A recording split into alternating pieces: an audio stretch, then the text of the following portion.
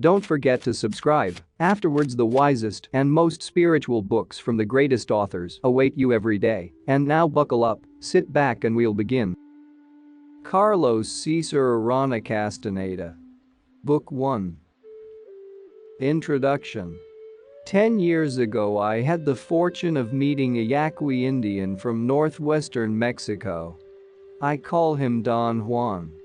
In Spanish, Don is an appellative used to denote respect. I made Don Juan's acquaintance under the most fortuitous circumstances. I was sitting with Bill, a friend of mine, in a bus depot in a border town in Arizona. We were very quiet. In the late afternoon the summer heat seemed unbearable. Suddenly he leaned over and tapped me on the shoulder. "There's the man I told you about," he said in a low voice. He nodded casually toward the entrance. An old man had just walked in. "What did you tell me about him?" I asked. "He's the Indian that knows about pay it. Remember?" I remembered that Bill and I had once driven all day looking for the house of an eccentric Mexican Indian who lived in the area. We did not find the man's house, and I had the feeling that the Indians whom we had asked for directions had deliberately misled us. Bill had told me that the man was a yerbero, a person who gathers and sells medicinal herbs, and that he knew a great deal about the hallucinogenic cactus, payet. He had also said that it would be worth my while to meet him. Bill was my guide in the Southwest while I was collecting information and specimens of medicinal plants used by the Indians of the area. Bill got up and went to greet the man. The Indian was of medium height. His hair was white and short and grew a bit over his ears, accentuating the roundness of his head. He was very dark. The deep wrinkles centimeters his face gave him the appearance of age, yet his body seemed to be strong and fit. I watched him for a moment. He moved around with a nimbleness that I would have thought impossible for an old man. Bill signaled me to join them. "He's a nice guy," Bill said to me. "But I can't understand him. His Spanish is weird, full of rural colloquialisms, I suppose." The old man looked at Bill and smiled. And Bill, who speaks only a few words of Spanish, made up an absurd phrase in that language. He looked at me as if asking whether he was making sense, but I did not know what he had had in mind. He then smiled shyly and walked away. The old man looked at me and began laughing. I explained to him that my friend sometimes forgot that he did not speak Spanish. "I think he also forgot to introduce us," I said, and I told him my name. "And I am Juan Matus, at your service," he said. We shook hands and remained quiet for some time. I broke the silence and told him about my enterprise. I told him that I was looking for any kind of information on plants, especially payet. I talked compulsively for a long time, and although I was almost totally ignorant on the subject, I said I knew a great deal about payet. I thought that if I boasted about my knowledge he would become interested in talking to me. But he did not say anything. He listened patiently. Then he nodded slowly and peered at me. His eyes seemed to shine with a light of their own. I avoided his gaze. I felt embarrassed. I had the certainty that at that moment he knew I was talking nonsense. "Come to my house sometime," he finally said, taking his eyes away from me. "Perhaps we could talk there with more ease." I did not know what else to say. I felt uneasy. After a while Bill came back into the room. He recognized my discomfort and did not say a word. We sat in tight silence for some time. Then the old man got up. His bus had come. He said goodbye. It didn't go too well, did it? Bill asked. No. Did you ask him about plants? I did. But I think I goofed. I told you, he's very eccentric. The Indians around here know him, yet they never mention him. And that's something. He said I could come to his house, though. He was bullshitting you. Sure, you can go to his house, but what does it mean? He'll never tell you anything. If you ever ask him anything, he'll clam up as if you were an idiot talking nonsense. Bill said convincingly that he had encountered people like him before, people who gave the impression of knowing a great deal. In his judgment, he said, such people were not worth the trouble, because sooner or later one could obtain the same information from someone else who did not play hard to get. He said that he had neither patience nor time for old fogies, and that it was possible that the old man was only presenting himself as being knowledgeable about herbs, when in reality he knew as little as the next man. Bill went on talking, but I was not listening. My mind kept on wondering about the old Indian. He knew I had been bluffing. I remembered his eyes. They had actually shone. I went back to see him a couple of months later, not so much as a student of anthropology interested in medicinal plants, but as a person with an inexplicable curiosity. The way he had looked at me was an unprecedented event in my life. I wanted to know what was involved in that look. It became almost an obsession with me. I pondered it, and the more I thought about it, the more unusual it seemed to be. Don Juan and I became friends, and for a year I paid innumerable visits. I found his manner very reassuring, his sense of humor superb, but above all I felt there a silent consistency about his acts, a consistency which was thoroughly baffling to me. I felt a strange delight in his presence, and at the same time I experienced a strange discomfort. His mere company forced me to make a tremendous reevaluation of my models of behavior. I had been reared, perhaps like everyone else, to have a readiness to accept man as an essentially weak and fallible creature.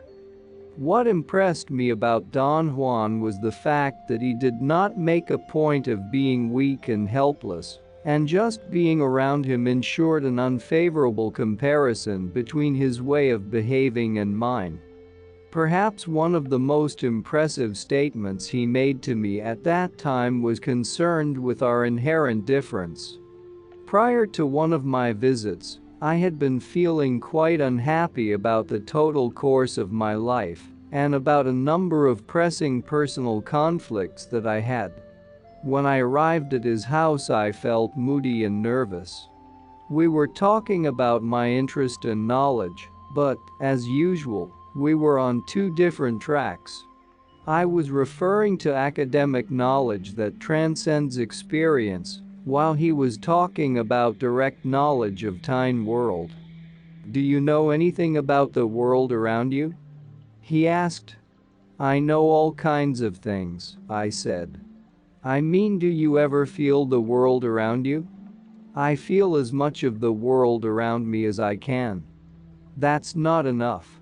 You must feel everything, otherwise the world loses its sense. I voiced the classical argument that I did not have to taste the soup in order to know the recipe, nor did I have to get an electric shock in order to know about electricity. You make it sound stupid, he said. The way I see it, you want to cling to your arguments, despite the fact that they bring nothing to you. You want to remain the same even at the cost of your well-being. I don't know what you're talking about. I am talking about the fact that you're not complete. You have no peace. That statement annoyed me. I felt offended. I thought he was certainly not qualified to pass judgment on my acts or my personality. You're plagued with problems, he said. Why? I am only a man, Don Juan, I said peevishly. I made that statement in the same vein my father used to make it. Whenever he said he was only a man, he implicitly meant he was weak and helpless, and his statement, like mine, was filled with an ultimate sense of despair. Don Juan peered at me as he had done the first day we met. "You think about yourself too much," he said and smiled. "And that gives you a strange fatigue that makes you shut off the world around you and cling to your arguments. Therefore, all you have is problems. I'm only a man too, but I don't mean that the way you do." "How do you mean it?" "I've vanquished my problems. Too bad my life is so short that I can't grab onto all the things I would like to. But that is not an issue, it's only a pity." I liked the tone of his statement. There was no despair or self-pity in it. In 1961, a year after our first meeting, Don Juan disclosed to me that he had a secret knowledge of medicinal plants. He told me he was a brujo. The Spanish word brujo can be rendered in English as sorcerer, medicine man, cure. From that point on, the relation between us changed. I became his apprentice, and for the next 4 years he endeavored to teach me the mysteries of sorcery. I have written about that apprenticeship in the teachings of Don Juan, a Yaqui way of knowledge. Our conversations were conducted in Spanish, and thanks to Don Juan's superb command of that language, I obtained detailed explanations of the intricate means of his system of beliefs. I have referred to that complex and well-systematized body of knowledge as sorcery, have referred to him as a sorcerer, because those categories he himself used in informal conversations. The context of more serious elucidations, however, he could use the terms knowledge to categorize sorcery and man of knowledge, or one who knows, to categorize a sorcerer. In order to teach and corroborate his knowledge, Don Juan 3 well-known psychotropic plants: Payet, Lophophora williamsii, Jimson weed, Datura anoxia, and a species of mushroom, which belongs to the genus psilocybe. Through the separate ingestion of each of these hallucinogens, he produced in me, as his apprentice, some peculiar states of distorted perception, or altered consciousness, which I have called states of non-ordinary reality. I have used the word reality because it was a major premise in Don Juan's system of beliefs, that the states of consciousness produced by the ingestion of any of those 3 plants were not hallucinations, but concrete, although inordinary, aspects of the reality of everyday life. Don Juan behaved toward these states of non-ordinary reality, not as if they were real, but as real. To classify these plants as hallucinogens and the states they produced as non-ordinary reality is, of course, my own device. Don Juan understood and explained the plants as being vehicles that would conduct or lead a man to certain impersonal forces or powers, and the states they produced as being the meetings that a sorcerer had to have with those powers in order to gain control over them. He called Payet Mescalito, and he explained it as being a benevolent teacher and protector of men. Mescalito taught the right way to live. Payet was usually ingested at gatherings of sorcerers called mitts, where the participants would gather specifically to seek a lesson on the right way to live. Don Juan considered the Jimson wheat and the mushrooms to be powers of a different sort. He called them allies and said that they were capable of being manipulated. A sorcerer, in fact, drew his strength from manipulating an ally. Of the two, Don Juan preferred the mushroom. He maintained that the power contained in the mushroom was his personal ally, and he called it smoke or little smoke. Don Juan's procedure to utilize the mushrooms was to let them dry into a fine powder inside a small gourd. He kept the gourd sealed for a year and then mixed a fine powder with 5 other dry plants and produced a mixture for smoking in a pipe. In order to become a man of knowledge, one had to meet with the ally as many times as possible. One had to become familiar with it. This premise implied, of course, that one had to smoke the hallucinogenic mixture quite often. The process of smoking consisted of ingesting the fine mushroom powder, which did not incinerate, and inhaling the smoke of the other 5 plants that made up the mixture. Don Juan explained the profound effects that the mushrooms had on one's perceptual capacities as the ally removing one's body. Don Juan's method of teaching required an extraordinary effort on the part of the apprentice.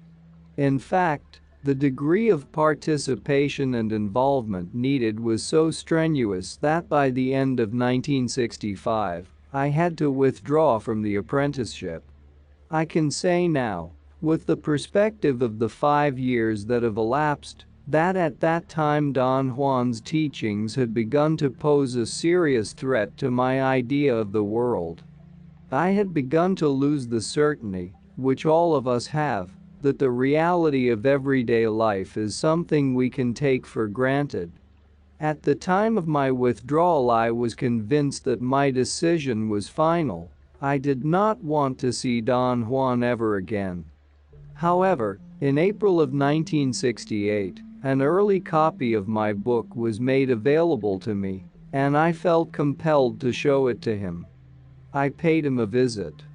Our link of teacher-apprentice was mysteriously re-established, and I can say that on that occasion I began a second cycle of apprenticeship, very different from the first. My fear was not as acute as it had been in the past. The total mood of Don Juan's teachings was more relaxed. He laughed and also made me laugh a great deal. There seemed to be a deliberate intent on his part to minimize seriousness in general. He clowned during the truly crucial moments of this second cycle, and thus helped me to overcome experiences which could easily have become obsessive. His premise was that a light and amenable disposition was needed in order to withstand the impact and the strangeness of the knowledge he was teaching me. The reason you got scared and quit is because you felt too damn important, he said, explaining my previous withdrawal. Feeling important makes one heavy, clumsy, and vain. To be a man of knowledge, one needs to be light and fluid. Don Juan's particular interest in his second cycle of apprenticeship was to teach me to see. Apparently, in his system of knowledge there was the possibility of making a semantic difference between seeing and looking as 2 distinct manners of perceiving. Looking referred to the ordinary way in which we are accustomed to perceive the world, while seeing entailed a very complex process by virtue of which a man of knowledge allegedly perceives the essence of the things of the world. In order to present the intricacies of this learning process in a readable form, I have condensed long passages of questions and answers, and thus I have edited my original field notes. It is my belief, however, that at this point my presentation cannot possibly detract from the meaning of Don Juan's teachings. The editing was aimed at making my notes flow, as conversation flows, so they would have the impact I desired, that is to say, I wanted by means of a reportage to communicate to the reader the drama and directness of the field situation. Each section one have said as a chapter was a session with Don Juan. As a rule, he always concluded each of our sessions on an abrupt note, thus the dramatic tone of the ending of each chapter is not a literary device of my own, it was a device proper of Don Juan's oral tradition. It seemed to be a mnemonic device that helped me to retain the dramatic quality and importance of the lessons. Certain explanations are needed, however, to make my reportage cogent, since its clarity depends on the elucidation of a number of key concepts or key units that I want to emphasize. This choice of emphasis is congruous with my interest in social science. It is perfectly possible that another person with a different set of goals and expectations would single out concepts entirely different from those I have chosen myself. During the second cycle of apprenticeship, Don Juan made a point of assuring me that the use of the smoking mixture was the indispensable prerequisite to seeing. Therefore, I had to use it as often as possible. Only the smoke can give you the necessary speed to catch a glimpse of that fleeting world, he said. With the aid of the psychotropic mixture, he produced in me a series of states of non-ordinary reality. The main feature of such states, in relation to what Don Juan seemed to be doing, was a condition of inapplicability. What I perceived in those states of altered consciousness was incomprehensible and impossible to interpret by means of our everyday mode of understanding the world. In other words, the condition of inapplicability entailed the cessation of the pertinence of my worldview. Don Juan used this condition of inapplicability of the states of non-ordinary reality in order to introduce a series of preconceived new units of meaning. Units of meaning were all the single elements pertinent to the knowledge Don Juan was striving to teach me. I have called them units of meaning because they were the basic conglomerate of sensory data and their interpretations on which more complex meaning was constructed. One example of such a unit is the way in which the physiological effect of the psychotropic mixture was understood. It produced a numbness and loss of motor control that was interpreted in Don Juan's system as an act performed by the smoke, which in this case was the ally, in order to remove the body of the practitioner. Units of meaning were grouped together in a specific way, and each block thus created formed what I have called a sensible interpretation. Obviously, there has to be an endless number of possible sensible interpretations that are pertinent to sorcery that a sorcerer must learn to make. In our day-to-day life, we are confronted with an endless number of sensible interpretations pertinent to it. A simple example could be the no longer deliberate interpretation, which we make scores of times every day, of the structure we call room. It is obvious that we have learned to interpret the structure we call room in terms of room. Thus, room is a sensible interpretation, because it requires that at the time we make it, we are cognizant, in one way or another, of all the elements that enter into its composition. A system of sensible interpretation is, in other words, the process by virtue of which a practitioner is cognizant of all the units of meaning necessary to make assumptions, deductions, predictions, etc., about all the situations pertinent to his activity. By practitioner, I mean a participant who has an adequate knowledge of all, or nearly all, the units of meaning involved in his particular system of sensible interpretation. Don Juan was a practitioner, that is, he was a sorcerer who knew all the steps of his sorcery. As a practitioner, he attempted to make his system of sensible interpretation accessible to me. Such an accessibility, in this case, was equivalent to a process of resocialization, in which new ways of interpreting perceptual data were learned. I was the stranger, the one who lacked the capacity to make intelligent and congruous interpretations of the units of meaning proper to sorcery. Don Juan's task, as a practitioner making his system accessible to me, was to disarrange a particular certainty which I share with everyone else, the certainty that our common sense views of the world are final. Through the use of psychotropic plants, and through well-directed contacts between the alien system and myself, he succeeded in pointing out to me that my view of the world cannot be final because it is only an interpretation. For the American Indian, perhaps for thousands of years, the vague phenomenon we call sorcery has been a serious bona fide practice, comparable to that of our science. Our difficulty in understanding it stems, no doubt, from the alien units of meaning with which it deals. Don Juan had once told me that a man of knowledge had predilections. I asked him to explain his statement. "My predilection is to see," he said. "What do you mean by that?" "I like to see," he said, "because only by seeing can a man of knowledge know." "What kind of things do you see?" "Everything. But I also see everything and I'm not a man of knowledge." "No. You don't see." "I think I do." "I tell you, you don't." "What makes you say that, Don Juan?" "You only look at the surface of things."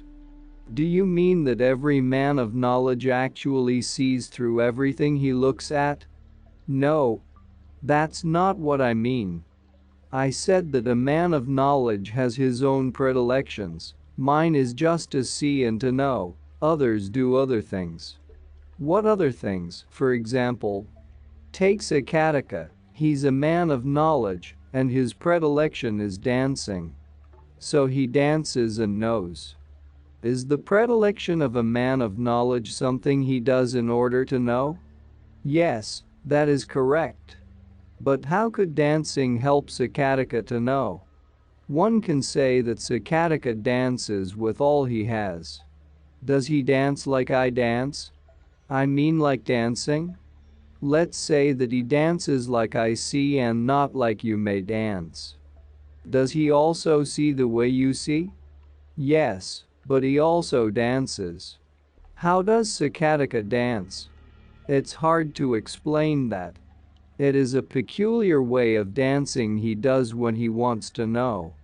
But all I can say about it is that, unless you understand the ways of a man who knows, it is impossible to talk about dancing or seeing."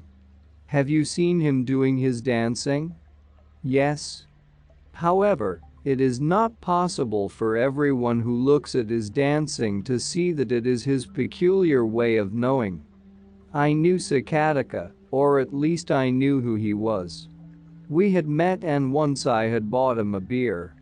He was very polite and told me I should feel free to stop at his house anytime I wanted to. I toyed for a long time with the idea of visiting him, but I did not tell Don Juan. On the afternoon of May 14, 1962, I drove up to Sakatika's house. He had given me directions how to get there, and I had no trouble finding it. It was on a corner and had a fence all around it. The gate was closed. I walked around it to see if I could peek inside the house. It appeared to be deserted. "Don Elias," I called out loud. The chickens got frightened and scattered about, cackling furiously. A small dog came to the fence. I expected it to bark at me. Instead, it just sat there looking at me. I called out once again and the chickens had another burst of cackling. An old woman came out of the house. I asked her to call Don Elias. "He's not here," she said. "Where can I find him?" "He's in the fields." "Where in the fields?" "I don't know." "Come back in the late afternoon. He'll be here around 5. "Are you Don Elias' wife?" "Yes, I'm his wife," she said and smiled. I tried to ask her about Sakatika, but she excused herself and said that she did not speak Spanish well. I got into my car and drove away. I returned to the house around 6 o'clock. I drove to the door and yelled Sakatika's name. This time he came out of the house. I turned on my tape recorder, which in its brown leather case looked like a camera hanging from my shoulder. He seemed to recognize me. "Oh, it's you," he said, smiling. "How's Juan?" "He's fine. But how are you, Don Elias?" He did not answer. He seemed to be nervous. Overtly he was very composed, but I felt that he was ill at ease. "Has Juan sent you here on some sort of errand?" "No. I came here by myself." "What in the world for?" His question seemed to betray very bona fide surprise. "I just wanted to talk to you," I said, hoping to sound as casual as possible. "Don Juan has told me marvelous things about you, and I got curious and wanted to ask you a few questions." Sakatika was standing in front of me. His body was lean and wiry. He was wearing khaki pants and shirt. His eyes were half closed. He seemed to be sleepy or perhaps drunk. His mouth was open a bit and his lower lip hung. I noticed that he was breathing deeply and seemed to be almost snoring. The thought came to me that Sakatika was undoubtedly plastered out of his mind. But that thought seemed to be very incongruous, because only a few minutes before, when he came out of his house, he had been very alert and aware of my presence. "What do you want to talk about?" he finally said. His voice was tired. It was as though his words dragged after each other. I felt very uneasy. It was as if his tiredness was contagious and pulling me. "Nothing in particular," I answered. "I just came to chat with you in a friendly way. You once asked me to come to your house." "Yes, I did, but it's not the same now." "Why isn't it the same?" "Don't you talk with Juan?" "Yes, I do." "Then what do you want with me?" "I thought maybe I could ask you some questions." "Ask Juan? Isn't he teaching you?" "He is, but just the same I would like to ask you about what he is teaching me and have your opinion. This way I'll be able to know what to do." "Why do you want to do that? Don't you trust Juan?" "I do." "Then why don't you ask him to tell you what you want to know?" "I do. And he tells me. But if you could also tell me about what Don Juan is teaching me, perhaps I will understand better." "Juan can tell you everything. He alone can do that. Don't you understand that?" "I do, but then I'd like to talk with people like you, Don Elias. One does not find a man of knowledge every day. Juan is a man of knowledge." "I know that." "Then why are you talking to me?" "I said I came to be friends." "No, you didn't. There is something else about you this time." I wanted to explain myself, and all I could do was mumble incoherently. Sakatika did not say anything. He seemed to listen attentively. His eyes were half closed again, but I felt he was peering at me. He nodded almost imperceptibly. Then his lids opened and I saw his eyes. He seemed to be looking past me. He casually tapped the floor with the tip of his right foot, just behind his left heel. His legs were slightly arched, his arms were limp against his sides. Then he lifted his right arm. His hand was open with the palm turned perpendicular to the ground. His fingers were extended and pointing toward me. He let his hand wobble a couple of times before he brought it to my face level. He held it in that position for an instant, and then he said a few words to me. His voice was very clear, yet the words dragged. After a moment he dropped his hand to his side and remained motionless, taking a strange position. He was standing, resting on the ball of his left foot. His right foot was crossed behind the heel of the left foot, and he was tapping the floor rhythmically and gently with the tip of his right foot. I felt an unwarranted apprehension, a form of restlessness. My thoughts seemed to be dissociated. I was thinking unrelated nonsensical thoughts that had nothing to do with what was going on. I noticed my discomfort and tried to steer my thoughts back to the situation at hand, but I couldn't in spite of a great struggle. It was as if some force was keeping me from concentrating or thinking relevant thoughts. Sakatika had not said a word, and I didn't know what else to say or do. Quite automatically, I turned around and left. Later on, I felt compelled to tell Don Juan about my encounter with Sakatika. Don Juan roared with laughter. "What really took place there?" I asked. "Sakatika danced," Don Juan said. "He saw you, then he danced." "What did he do to me?" I felt very cold and dizzy. "He apparently didn't like you and stopped you by tossing a word at you." "How could he possibly do that?" I exclaimed incredulously. "Very simple, he stopped you with his will." "What did you say?" "He stopped you with his will." The explanation did not suffice. His statement sounded like gibberish to me. I tried to probe him further, but he could not explain the event to my satisfaction. Obviously, that event or any event that occurred within this alien system of sensible interpretation could be explained or understood only in terms of the units of meaning proper to that system. This work is, therefore, a reportage and should be read as a reportage. The system I recorded was incomprehensible to me, thus the pretense to anything other than reporting about it would be misleading and impertinent. In this respect, I have adopted the phenomenological method and have striven to deal with sorcery solely as phenomena that were presented to me. I, as the perceiver, recorded what I perceived, and at the moment of recording, I endeavored to suspend judgment. The preliminaries of seeing.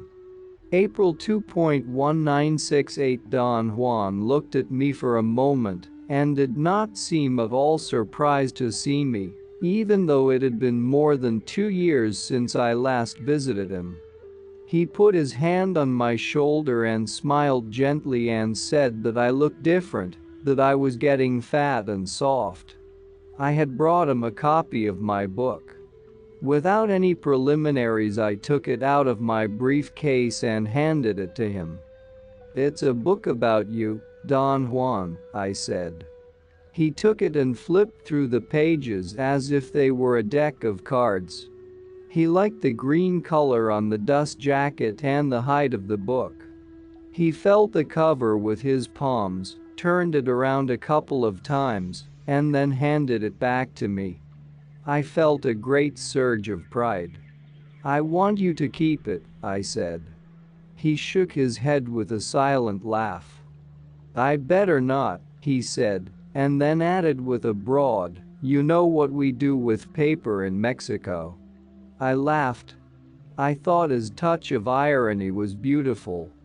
We were sitting on a bench in the park of a small town in the mountainous area of central Mexico. I had absolutely no way of letting him know about my intention of paying him a visit, but I was certain I was going to find him, and I did. I waited only a short while in that town before Don Juan came down from the mountains, and I found him at the market, at the stand of one of his friends. Don Juan told me, matter-of-factly, that I was there just in time to take him back to Sonora, and we sat in the park to wait for a friend of his, a Mazatec Indian with whom he lived. We waited about 3 hours. We talked about different unimportant things, and toward the end of the day, right before his friend came, I related to him some events I had witnessed a few days before. During my trip to see him, my car broke down in the outskirts of a city, and I had to stay in town for 3 days while it was being repaired. There was a motel across the street from the auto shop, but the outskirts of towns are always depressing for me, so I took lodgings in a modern 8-story hotel in the center of town. The bellboy told me that the hotel had a restaurant, and when I came down to eat I found that there were tables out on the sidewalk. It was a rather handsome arrangement set on the street corner under some low brick arches of modern lines. It was cool outside and there were empty tables, yet I preferred to sit in the stuffy indoors. I had noticed upon entering that a group of shoeshine boys were sitting on the curb in front of the restaurant, and I was certain they would have hounded me had I taken one of the outside tables. From where I was seated I could see the group of boys through the glass window. A couple of young men took a table and the boys flocked around them, asking to shine their shoes. The young men refused and I was amazed to see that the boys did not insist and went back to sit on the curb. After a while 3 men in business suits got up and left, and the boys ran to their table and began eating the leftovers. In a matter of seconds the plates were clean. The same thing happened with leftovers on all the other tables. I noticed that the children were quite orderly. If they spilled water they sponged it up with their own shoeshine cloths. I also noticed a thoroughness of their scavenging procedures. They even ate the ice cubes left in the glasses of water and the lemon slices from the tea, peel and all. There was absolutely nothing that they wasted. In the course of the time I stayed in the hotel I found out that there was an agreement between the children and the manager of the restaurant. The boys were allowed to hang around the premises to make some money from the customers, and were also allowed to eat the leftovers, provided that they did not harass anybody and did not break anything. There were 11 in all, ranging in age from 5 to 12. The oldest, however, was kept a distance from the rest of the group. They deliberately ostracized him, taunting him with a sing-song that he already had pubic hair and was too old to be among them. After 3 days of watching them go like vultures after the most meager of leftovers I became despondent, and I left that city feeling that there was no hope for those children whose world was already molded by their day after day struggle for crumbs. Do you feel sorry for them? Don Juan exclaimed in a questioning tone. I certainly do, I said. Why? Because I'm concerned with the well-being of my fellow men. Those are children and their world is ugly and cheap. Wait. How can you say that their world is ugly and cheap? Don Juan said, mocking my statement. You think that you're better off, don't you? I said I did, and he asked me why, and I told him that in comparison to those children's world, mine was infinitely more varied and rich in experiences and in opportunities for personal satisfaction and development. Don Juan's laughter was friendly and genuine. He said that I was not careful with what I was saying, that I had no way of knowing about the richness and the opportunities in the world of those children. I thought Don Juan was being stubborn. I really thought he was taking the opposite view just to annoy me. I sincerely believed that those children did not have the slightest chance for any intellectual growth. I argued my point for a while longer, and then Don Juan asked me bluntly, didn't you once tell me that in your opinion man's greatest accomplishment was to become a man of knowledge? I had said that, and I repeated again that in my opinion to become a man of knowledge was one of the greatest intellectual accomplishments. Do you think that your very rich world would ever help you to become a man of knowledge? Don Juan asked with slight sarcasm. I did not answer, and he then worded the same question in a different manner, a thing I always do to him when I think he does not understand. In other words, he said, smiling broadly, obviously aware that I was cognizant of his ploy, can your freedom and opportunities help you to become a man of knowledge? No, I said emphatically. Then how could you feel sorry for those children? He said seriously. Any of them could become a man of knowledge. All the men of knowledge I know were kids like those you saw eating leftovers and licking the tables. Don Juan's argument gave me an uncomfortable sensation. I had not felt sorry for those underprivileged children because they did not have enough to eat, but because in my terms their world had already condemned them to be intellectually inadequate. And yet in Don Juan's terms any of them could achieve what I believe to be the epitome of man's intellectual accomplishment, the goal of becoming a man of knowledge. My reason for pitying them was incongruous. Don Juan had nailed me neatly. Perhaps you're right, I said. But how can one avoid the desire, the genuine desire, to help our fellow men? How do you think one can help them? By alleviating their burden. The least one can do for our fellow men is to try to change them. You yourself are involved in doing that, aren't you? No, I'm not. I don't know what to change or why to change anything in my fellow men. What about me, Don Juan? Weren't you teaching Rose so I could change? No, I'm not trying to change you. It may happen that one day you may become a man of knowledge, there's no way to know that, but that will not change you. Someday perhaps you'll be able to see men in another mode, and then you'll realize that there's no way to change anything about them. What's this other mode of seeing men, Don Juan? Men look different when you see. The little smoke will help you to see men as fibers of light. Fibers of light? Yes. Fibers, like white cobwebs. Very fine threads that circulate from the head to the navel. Thus a man looks like an egg of circulating fibers. And his arms and legs are like luminous bristles, bursting out in all directions. Is that the way everyone looks? Everyone? Besides, every man is in touch with everything else, not through his hands, though, but through a bunch of long fibers that shoot out from the center of his abdomen. Those fibers join a man to his surroundings, they keep his balance, they give him stability. So, as you may see someday, a man is a luminous egg whether he's a beggar or a king, and there's no way to change anything. Or rather, what could be changed in that luminous egg? What? My visit to Don Juan started a new cycle. I had no trouble falling back again into my old pattern of enjoying his sense of drama and his humor and his patience with me.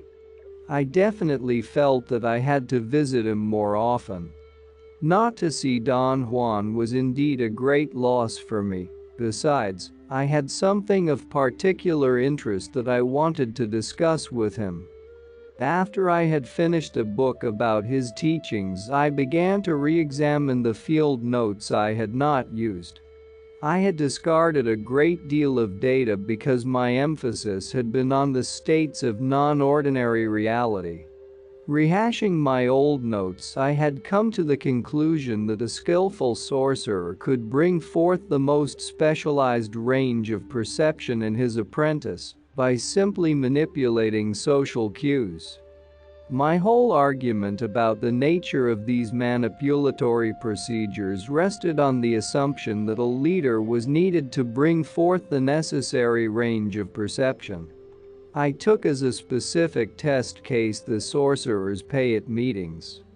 I contended that in those meetings, sorcerers reached an agreement about the nature of reality without any overt exchange of words or signs, and my conclusion was that a very sophisticated code was employed by the participants to arrive at such an agreement. I had constructed a complex system to explain the code and procedures, so I went back to see Don Juan to ask his personal opinion and advice about my work. May 21, 1968. Nothing out of the ordinary happened during my trip to see Don Juan.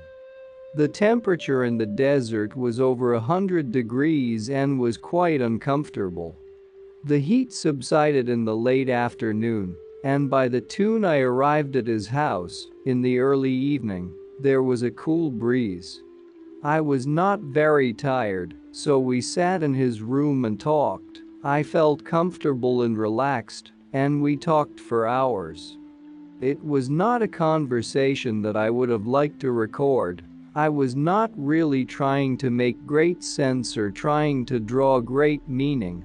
We talked about the weather, the crops, his grandson, the Yaqui Indians, the Mexican government. I told Don Juan how much I enjoyed the exquisite sensation of talking in the dark. He said that my statement was consistent with my talkative nature, that it was easy for me to like chattering in the darkness, because talking was the only thing I could do at that time, while sitting around. I argued that it was more than the mere act of talking that I enjoyed. I said that I relished the soothing warmth of the darkness around us.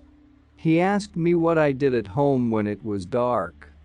I said that invariably I would turn on the lights or I would go out into the lighted streets until it was time to go to sleep.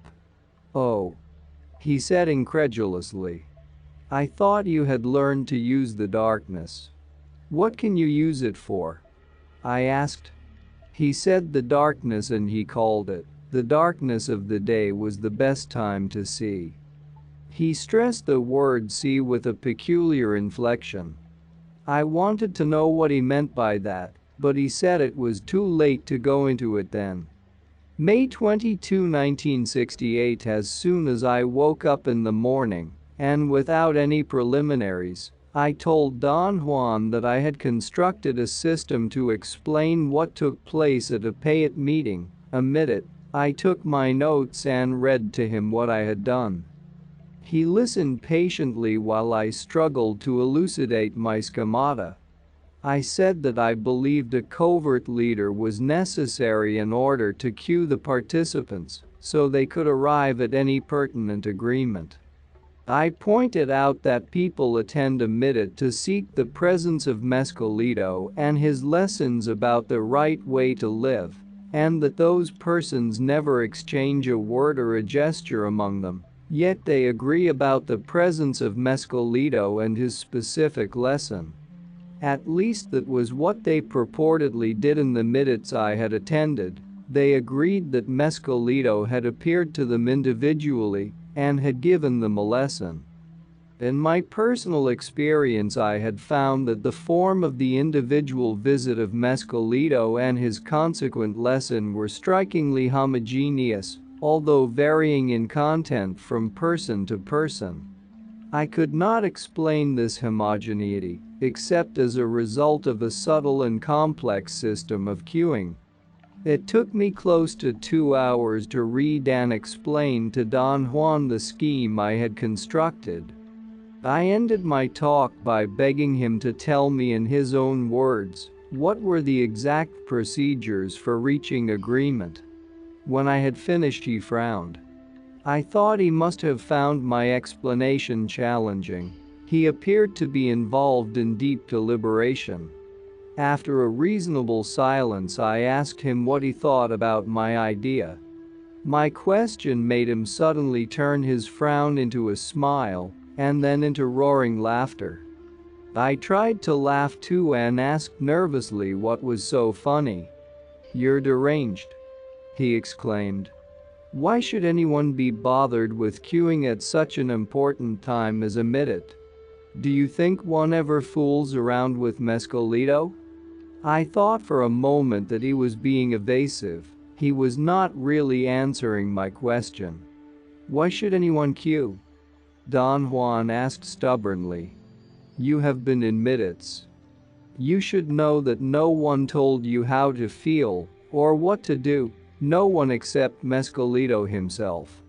I insisted that such an explanation was not possible and begged him again to tell me how the agreement was reached. I know why you have come, Don Juan said in a mysterious tone. I can't help you in your endeavor because there is no system of queuing.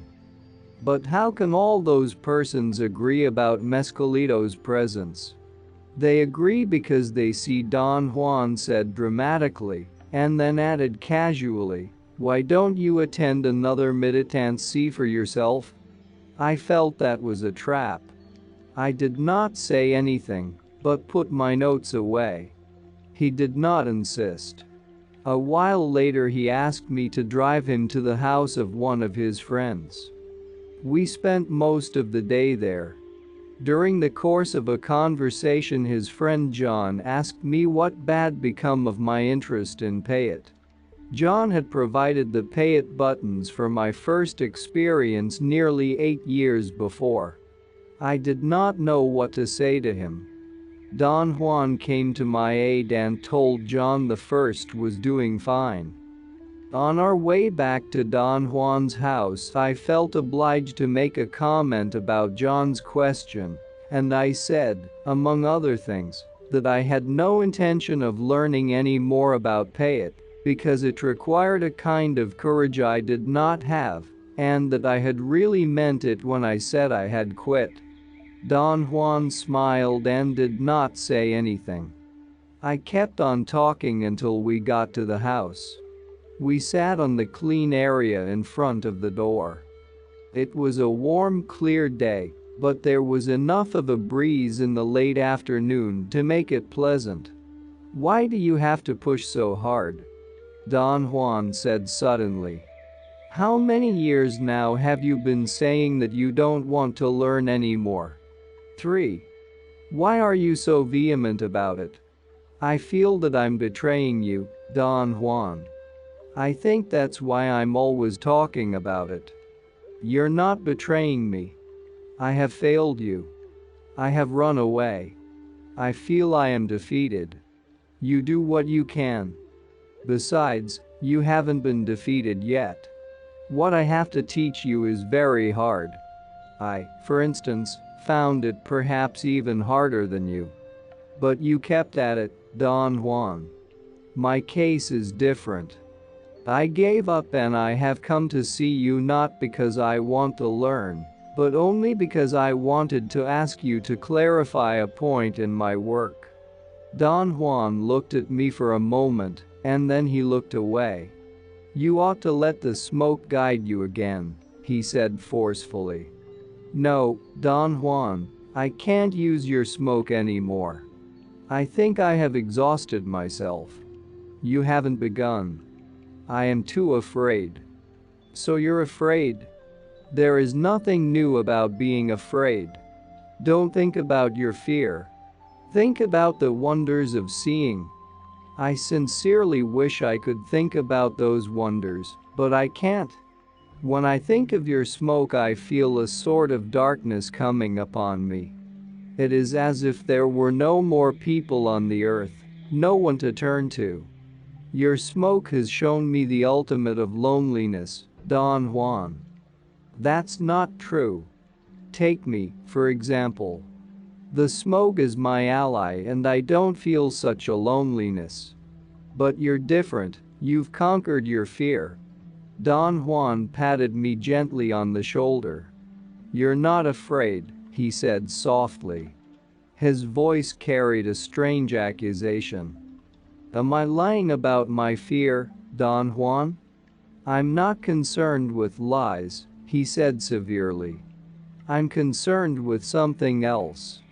The reason you don't want to learn is not because you're afraid. It's something else. I vehemently urged him to tell me what it was. I pleaded with him, but he did not say anything. He just shook his head, as if he could not believe I did not know it. I told him that perhaps it was inertia which kept me from learning. He wanted to know the meaning of the word inertia.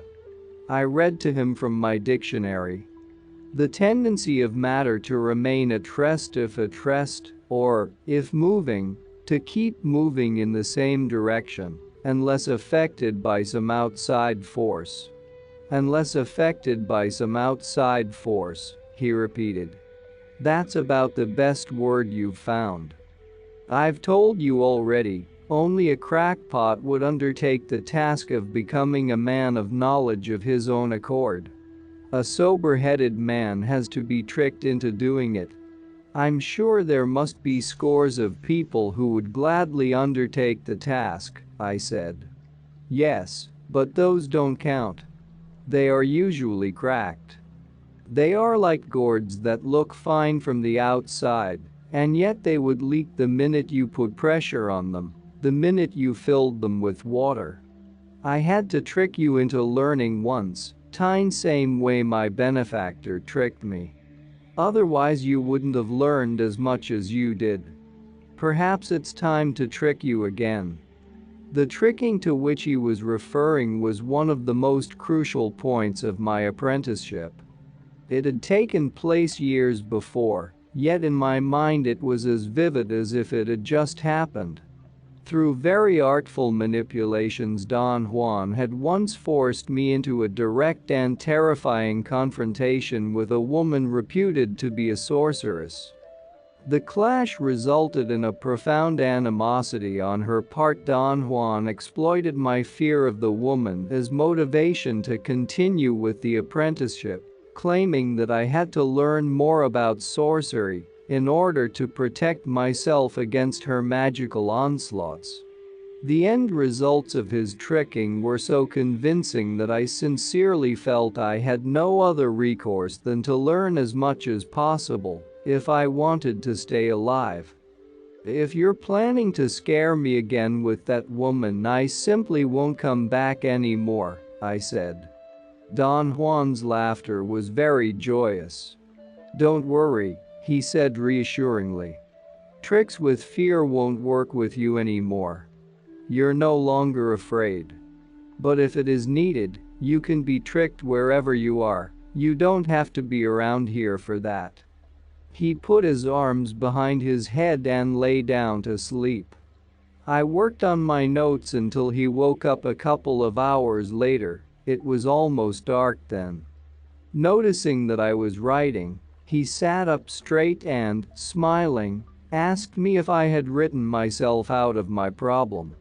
May 23, 1968. We were talking about Oaxaca. I told Don Juan that once I had arrived in the city on a day when the market was open, a day when scores of Indians from all over the area flocked to town to sell food and all kinds of trinkets. I mentioned that I was particularly interested in a man who was selling medicinal plants. He carried a wooden kit in which he kept a number of small jars with dry, shredded plants, and he stood in the middle of the street holding one jar, yelling a very peculiar sing-song. I bring here, he would say, for fleas, flies, mosquitoes, and lice. Also for pigs, horses, goats, and cows. I have here for all the maladies of man. The mumps, the measles, rheumatism, and gout I bring here for the heart, the liver, the stomach, and the loin. Come near, ladies and gentlemen. I bring here for fleas, flies, mosquitoes, and lice. I had listened to him for a long time. His format consisted of enumerating a long list of man's diseases for which he claimed to have a cure. The device he used to give rhythm to his sing-song was to pause after naming a set of 4. Don Juan said that he also used to sell herbs in the market in Oaxaca when he was young. He said he still remembered his selling pitch, and he yelled it for me.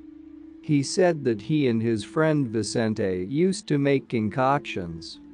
Those concoctions were really good, Don Juan said. My friend Vicente used to make great extracts of plants. I told Don Juan that once during one of my trips to Mexico, I had met his friend Vicente. Don Juan seemed to be surprised and wanted to know more about it.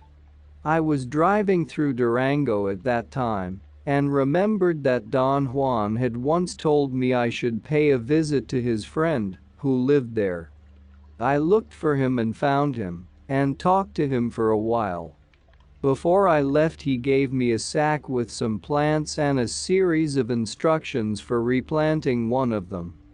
I stopped on my way to the town of Aguascalientes. I made sure there were no people around. For at least 10 minutes I had been watching the road and surrounding areas. There had not been any houses in sight, nor cattle grazing alongside the road. I stopped on the top of a small hill. From there I could see the road ahead and behind me. It was deserted in both directions as far into the distance as I could see. I waited for a few minutes to orient myself and to remember Don Vicente's instructions. I took one of the plants, walked into a field of cacti on the east side of the road, and planted it as Don Vicente had instructed me. I had with me a bottle of mineral water with which I intended to sprinkle the plant. I tried to open it by hitting the cap with the small iron bar I had used as a digging stick, but the bottle exploded, and a glass sliver nicked my upper lip and made it bleed. I walked back to my car to get another bottle of mineral water. As I was getting it out of my trunk, a man driving a VW station wagon stopped and asked me if I needed help. I said that everything was all right and he drove away. I returned to water the plant and then I started back toward my car. When I was perhaps 100 feet away, I heard some voices. I hurried down a slope onto the highway and found 3 Mexicans at the car, 2 men and 1 woman. One of the men was sitting on the front bumper. He was perhaps in his late 30s, of medium height, with black curly hair. He was carrying a bundle on his back and was wearing old slacks and a worn-out pinkish shirt. His shoes were untied and perhaps too big for his feet. They seemed to be loose and uncomfortable. He was sweating profusely. The other man was standing about 20 feet away from the car. He was small-boned and shorter than the other man, and his hair was straight and combed backwards. He carried a smaller bundle and was older, perhaps in his late 40s. His clothes were in better condition. He had on a dark blue jacket, light blue slacks, and black shoes. He was not perspiring at all and seemed aloof, uninterested. The woman appeared to be also in her 40s. She was fat and had a very dark complexion. She wore black capris, a white sweater, and black pointed shoes. She did not carry a bundle, but was holding a portable transistor radio. She seemed to be very tired, and her face was covered with beads of perspiration. When I approached them, the younger man and the woman accosted me. They wanted a ride. I told them I did not have any space in my car. I showed them that the back seat was loaded to capacity, and there was really no room left. The man suggested that if I drove slow, they could go perched on the back bumper or lying across the front fender. I thought the idea was preposterous. Yet there was such an urgency in their plea that I felt very sad and ill at ease. I gave them some money for their bus fare. The younger man took the bills and thanked me, but the older man turned his back disdainfully. "I want transportation," he said. "I'm not interested in money." Then he turned to me. "Can't you give us some food or water?" he asked. I really had nothing to give them. They stood there looking at me for a moment, and then they began to walk away. I got into my car and tried to start the motor. The heat was very intense, and the motor seemed to be flooded. The younger man stopped when he heard the starter grinding and came back and stood behind my car ready to push it. I felt a tremendous apprehension. I was actually panting desperately. The motor finally ignited and I zoomed away. After I had finished relating this, Don Juan remained pensive for a long while. "Why haven't you told me this before?" he said without looking at me. I did not know what to say. I shrugged my shoulders and told him that I never thought it was important. "It's damn important," he said. "Vicente is a first-rate sorcerer. He gave you something to plant because he had his reasons, and if you encountered 3 people who seemed to have popped out of nowhere right after you had planted it, there was a reason for that too, but only a fool like you would disregard the incident and think it wasn't important." He wanted to know exactly what had taken place when I paid Don Vicente the visit. I told him that I was driving across town and passed by the market. I got the idea then of looking for Don Vicente. I walked into the market and went to the section for medicinal herbs. There were 3 stands in a row, but they were run by 3 fat women. I walked to the end of the aisle and found another stand around the corner. There I saw a thin, small-boned, white-haired man. He was at that moment selling a birdcage to a woman. I waited around until he was by himself, and then I asked him if he knew Vicente Medrano. He looked at me without answering. "What do you want with that Vicente Medrano?" he finally said. I told him I had come to pay him a visit on behalf of his friend, and gave him Don Juan's name. The old man looked at me for an instant, and then he said he was Vicente Medrano and was at my service. He asked me to sit down. He seemed to be pleased, very relaxed, and genuinely friendly. I told him about my friendship with Don Juan. I felt that there was an immediate bond of sympathy between us. He told me he had known Don Juan since they were in their 20s. Don Vicente had only words of praise for Don Juan. Toward the end of our conversation he said in a vibrant tone, "Juan is a true man of knowledge. I myself have dwelled only briefly with plant powers. I was always interested in their curative properties. I have even collected botany books, which I sold only recently." He remained silent for a moment. He rubbed his chin a couple of times. He seemed to be searching for a proper word. "You may say that I am only a man of lyric knowledge," he said. "I'm not like Juan, my Indian brother." Don Vicente was silent again for another moment. His eyes were glassy and were staring at the floor by my left side. Then he turned to me and said almost in a whisper, "Oh, how high soars my Indian brother." Don Vicente got up. It seemed that our conversation was finished. If anyone else had made a statement about an Indian brother, I would have taken it for a cheap cliché. Don Vicente's tone, however, was so sincere and his eyes were so clear that he enraptured me with the image of his Indian brother soaring so high. And I believed he meant what he had said. "Lyric knowledge, my eye!" Don Juan exclaimed after I had recounted the whole story. "Vicente is a brujo. Why did you go to see him?" I reminded him that he himself had asked me to visit Don Vicente. "That's absurd!"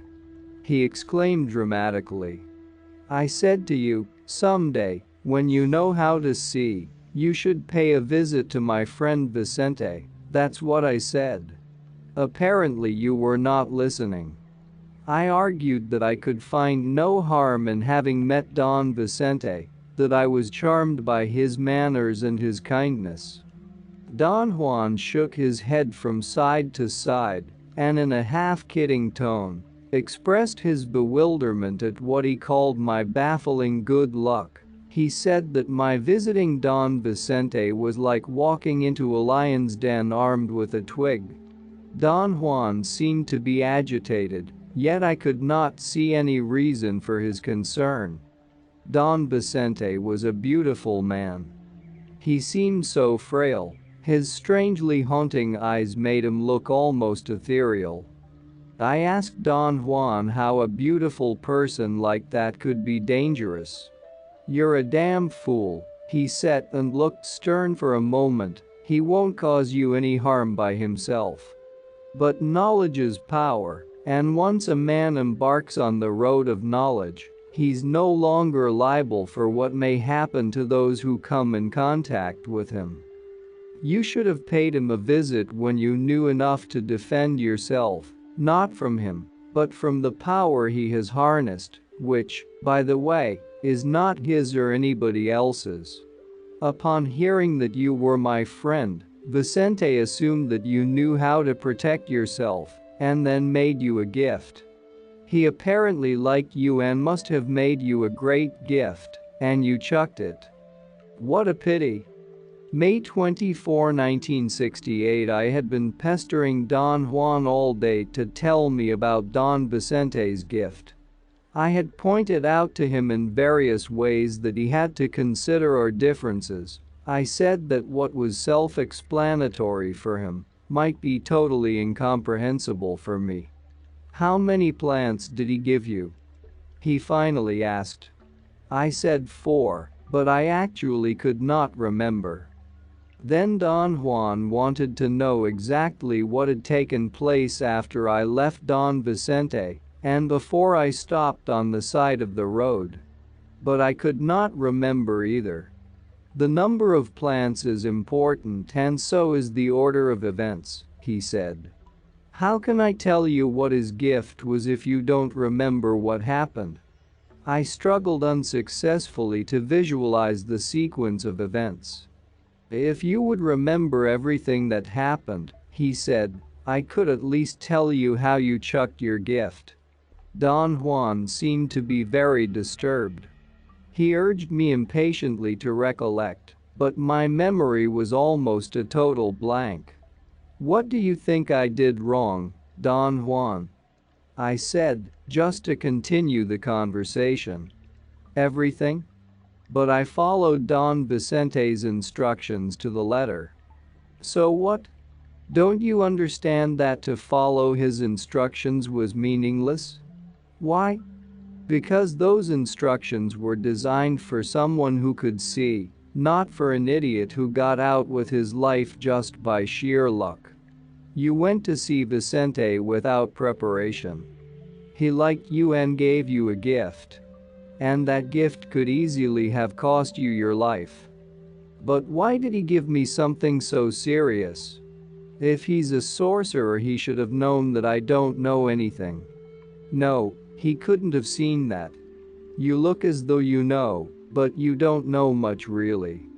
I said I was sincerely convinced that I had never misrepresented myself, at least not deliberately. "I didn't mean that," he said.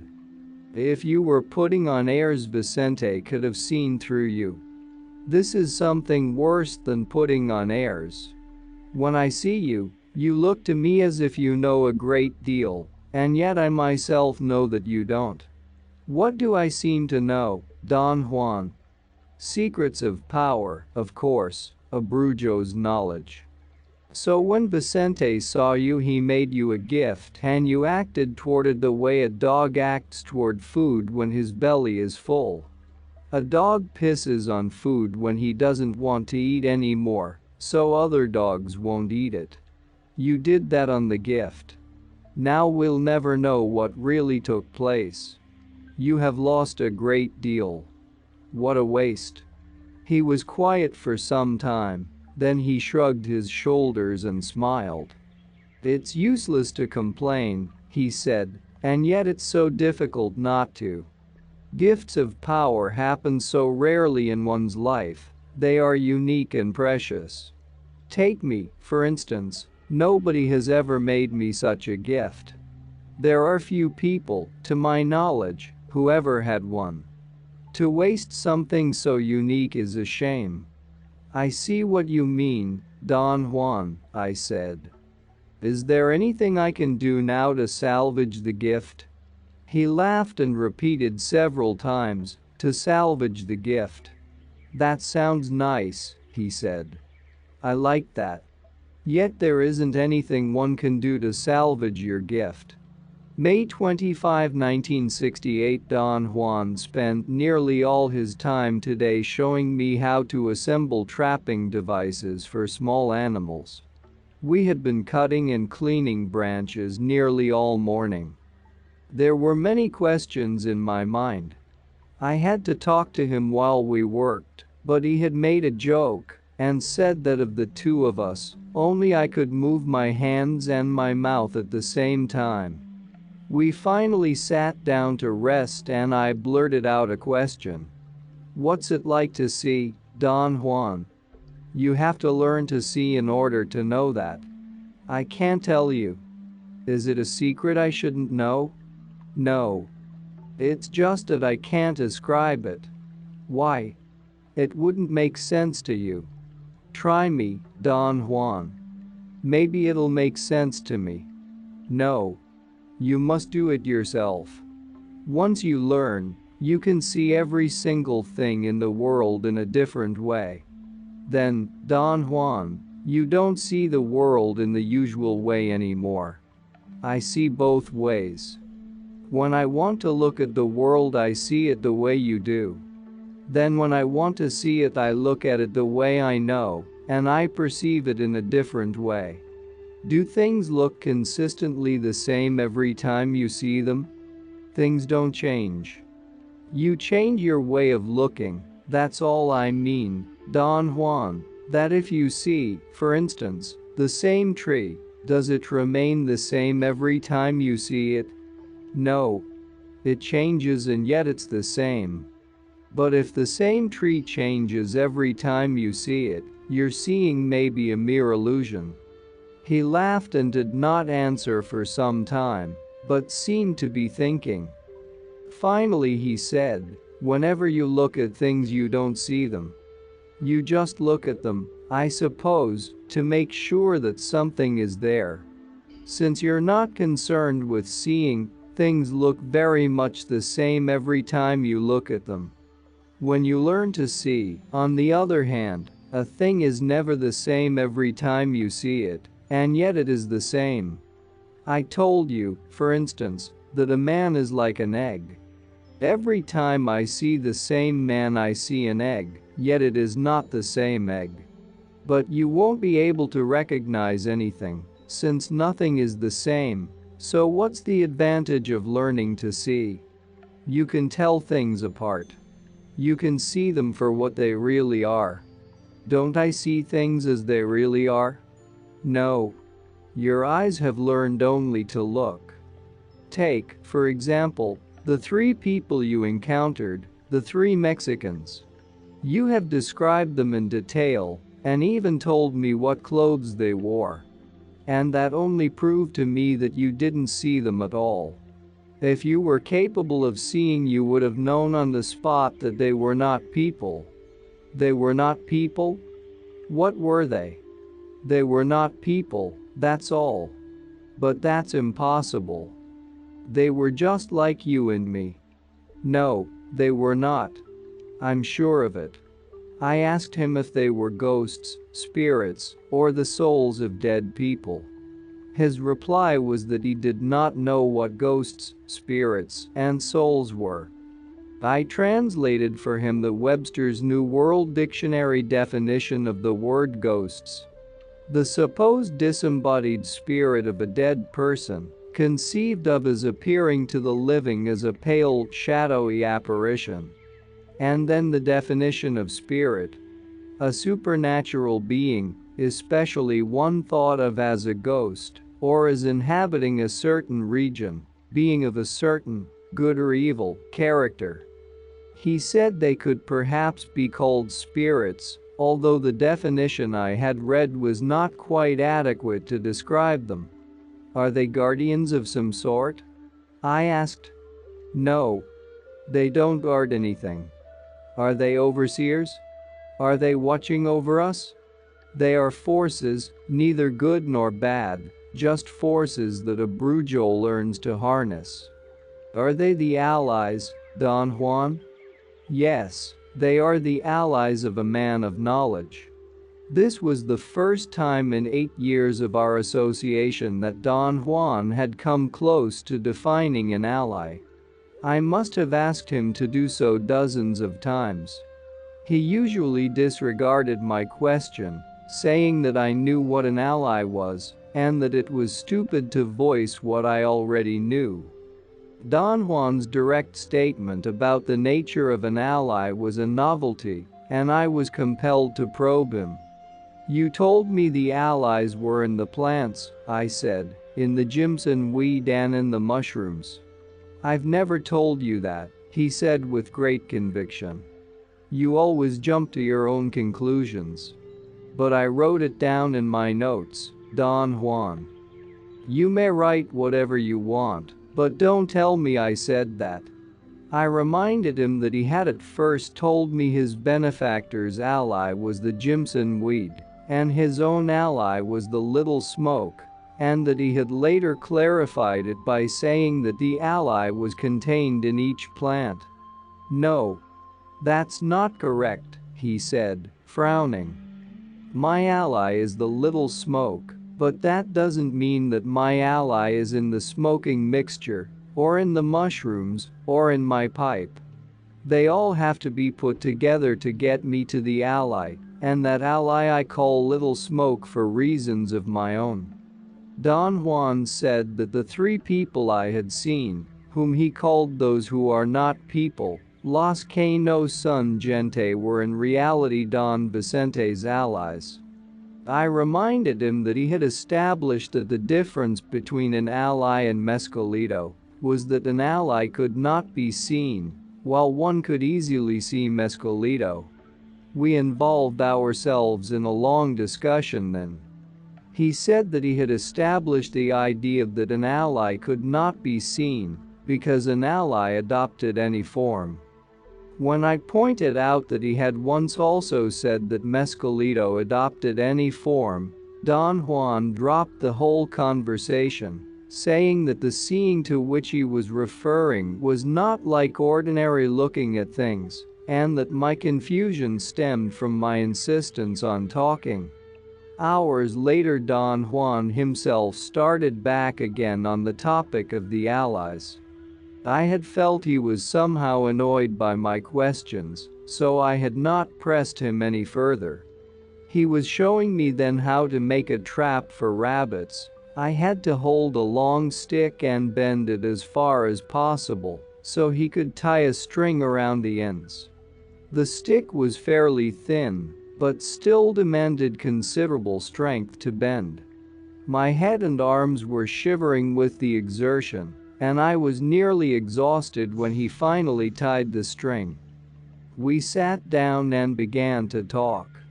He said it was obvious to him that I could not comprehend anything unless I talked about it, and that he did not mind my questions, and was going to tell me about the allies. The ally is not in the smoke, he said. The smoke takes you to where the ally is, and when you become one with the ally you don't ever have to smoke again. From then on you can summon your ally at will and make him do anything you want. The allies are neither good nor evil, but are put to use by the sorcerers for whatever purpose they see fit. I like the little smoke as an ally because it doesn't demand much of me. It's constant and fair. How does an ally look to you, Don Juan? Those 3 people I saw, for instance, who look like ordinary people to me, how would they look to you? They would look like ordinary people. Then how can you tell them apart from real people? Real people look like luminous eggs when you see them. Non-people always look like people. That's what I meant when I said you cannot see an ally. The allies take different forms. They look like dogs, coyotes, birds, even tumbleweeds, or anything else. The only difference is that when you see them they look just like what they're pretending to be. Everything has its own way of being when you see. Just like men look like eggs, other things look like something else, but the allies can be seen only in the form they are portraying. That form is good enough to fool the eyes, our eyes, that is. A dog is never fooled, neither is a crow. Why would they want to fool us? I think we are all clowns. We fool ourselves. The allies just take the outward appearance of whatever is around, and then we take them for what they are not. It is not their fault that we have taught our eyes only to look at things. I'm not clear about their function, Don Juan. What do allies do in the world? This is like asking me what we men do in the world. I really don't know. We are here, that's all. And the allies are here like us, and maybe they have been here before us. What do you mean before us, Don Juan? We men have not always been here. Do you mean here in this country or here in the world? We involved ourselves in another long argument. At this point Don Juan said that for him there was only the world, the place where he put his feet. I asked him how he knew that we had not always been in the world. Very simple, he said. We men know very little about the world. A coyote knows much more than we do. A coyote is hardly ever fooled by the world's appearance. How come we can catch them and kill them? I asked. If they are not fooled by appearances, how come they die so easily? Don Juan stared at me until I became embarrassed. We may trap or poison or shoot a coyote, he said. Any way we do it, a coyote is an easy prey for us because he is not familiar with man's machinations. If the coyote survived, however, you could rest assured that we'd never catch up with him again. A good hunter knows that and never sets his trap twice on the same spot, because if a coyote dies in a trap, every coyote can see his death, which lingers on, and thus they will avoid the trap or even the general area where it was set. We, on the other hand, never see death, which lingers on the spot where one of our fellow men has died. We may suspect it, but we never see it. Can a coyote see an ally? Certainly. How does an ally look to a coyote? I would have to be a coyote to know that. I can tell you, however, that to a crow it looks like a pointed hat. Round and white at the bottom, ending in a long point. Some of them shine, but the majority are dull and appear to be very heavy. They resemble a dripping piece of cloth. They are foreboding shapes. How do they look to you when you see them, Don Juan? I've told you already, they look like whatever they're pretending to be. They take any shape or size that suits them. They could be shaped like a pebble or a mountain.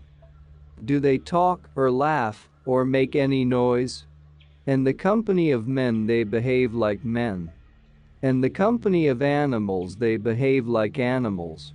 Animals are usually afraid of them. However, if they are accustomed to seeing the allies, they leave them alone.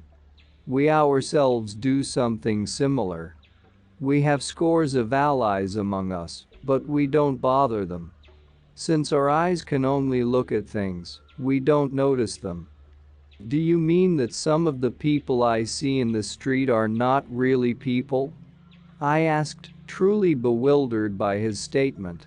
Some of them are not, he said emphatically. His statement seemed preposterous to me, yet I could not seriously conceive of Don Juan's making such a remark purely for effect. I told him it sounded like a science fiction tale about beings from another planet.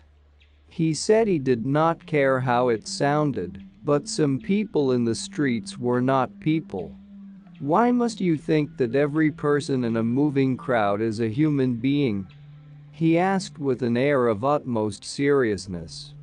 I really could not explain why, except that I was habituated to believe that as an act of sheer faith on my part. He went on to say how much he liked to watch busy places with a lot of people, and how he would sometimes see a crowd of men who looked like eggs, and among the mass of egg-like creatures he would spot one who looked just like a person. It's very enjoyable to do that, he said, laughing, or at least it's enjoyable for me. I like to sit in parks and bus depots and watch. Sometimes I can spot an ally right away, at other times I can see only real people. Once I saw two allies sitting in a bus, side by side. That's the only time in my life I have seen two together. Did it have a special significance for you to see two of them? Certainly. Anything they do is significant. From their actions, a Brujo can sometimes draw his power. Even if a Brujo does not have an ally of his own, as long as he knows how to see, he can handle power by watching the acts of the allies. My benefactor taught me to do that, and for years before I had my own ally I watched for allies among crowds of people, and every time I saw one it taught me something. You found three together. What a magnificent lesson you wasted. He did not say anything else until we finished assembling the rabbit trap. Then he turned to me and said suddenly, as if he had just remembered it, that another important thing about the allies was that if one found two of them, they were always two of the same kind. The two allies he saw were two men, he said, and since I had seen two men and one woman, he concluded that my experience was even more unusual. I asked if the allies portrayed children, if the children could be of the same or of different sex, if the allies portrayed people of different races, if they could portray a family composed of a man, a woman, and a child. And finally I asked him if he had ever seen an ally driving a car or a bus. Don Juan did not answer at all. He smiled and let me do the talking. When he heard my last question he burst out laughing and said that I was being careless with my questions, that it would have been more appropriate to ask if he had ever seen an ally driving a motor vehicle. You don't want to forget the motorcycles, do you? He said with a mischievous glint in his eye. I thought his making fun of my question was funny and lighthearted, and I laughed with him. Then he explained that the allies could not take the letter act upon anything directly. They could, however, act upon man in an indirect way. Don Juan said that coming in contact with an ally was dangerous because the ally was capable of bringing out the worst in a person. The apprenticeship was long and arduous, he said, because one had to reduce to a minimum all that was unnecessary in one's life in order to withstand the impact of such an encounter. Don Juan said that his benefactor, when he first came in contact with an ally, was driven to burn himself and was scarred as if a mountain lion had mauled him. In his own case, he said, an ally pushed him into a pile of burning wood, and he burned himself a little on the knee and shoulder blade, but the scars disappeared in time when he became one with the ally. And that's not all. Our experts and regular viewers respond to all comments. Also check if you forgot to subscribe and set your bell to receive notifications about new audiobooks and other useful self-development materials that we release regularly. Join in the discussions, don't forget to give likes and, if possible and inspired, support the development of the channel financially. All useful links will be in the description and the first attached comment. Goodness, love and wisdom to all. And now move on to watch the next part of the video at the links below, or choose something from the playlists of the channel and those you see on the screen.